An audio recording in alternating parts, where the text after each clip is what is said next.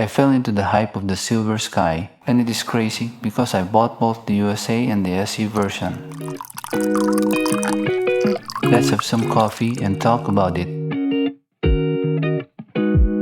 I'd like to share what I think about the Silver Sky now that I've had it for 2 years, what I learned about it, how it stands with my other guitars in my humble collection, and how I've used it at home because technically I do not play gigs anymore.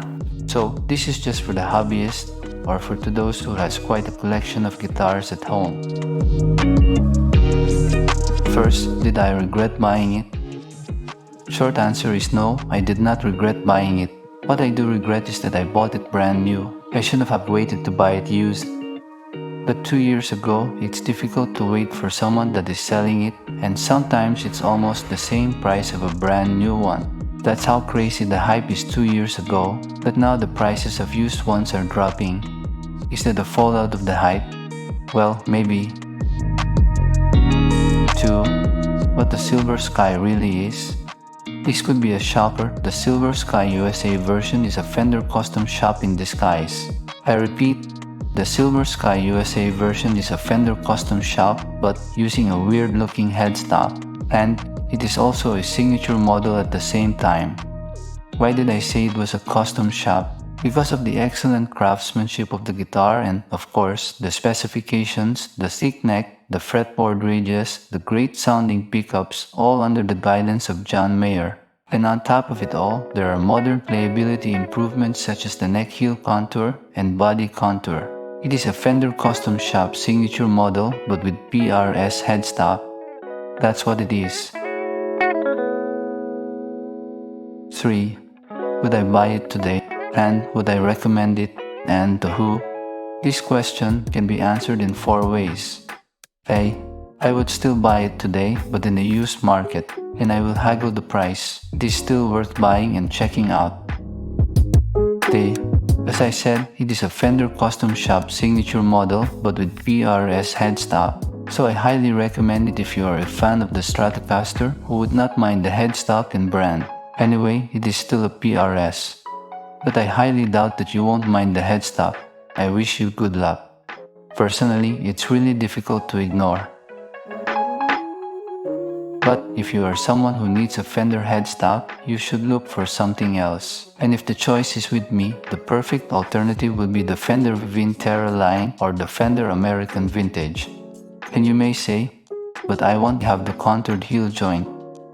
Well, for me, if we are looking at the pricing and specifications, the heel joint won't be such a big deal. Jeff Beck didn't mind it, Clapton didn't mind it, and so with Hendrix, SRV, and even John Mayer in his early years. And if you really want a contoured heel, there is the Fender Ultra Stratocaster. And lastly, if I am someone who would just like to scratch the Silver Sky and John Mayer each, I would just buy the SE Silver Sky. But of course, our brains won't allow us to. We'll still find a reason or longing to get the USA one. If this is the case, please, just get a used one. It is not worth it to get a brand new one at this point. So, how I feel about it now? Well, I don't like it that much anymore. Especially when I got my hands on the Vinterra Stratocaster. If I am to gig, I would not use the Silver Sky. I would choose the Fender Vinterra. Why? Using the Silver Sky feels there is a John Mayer baggage. It's like you're immediately placed in a box. In my head, if I am to play on stage with the Silver Sky, I think there will be more attention to the guitar rather than on me.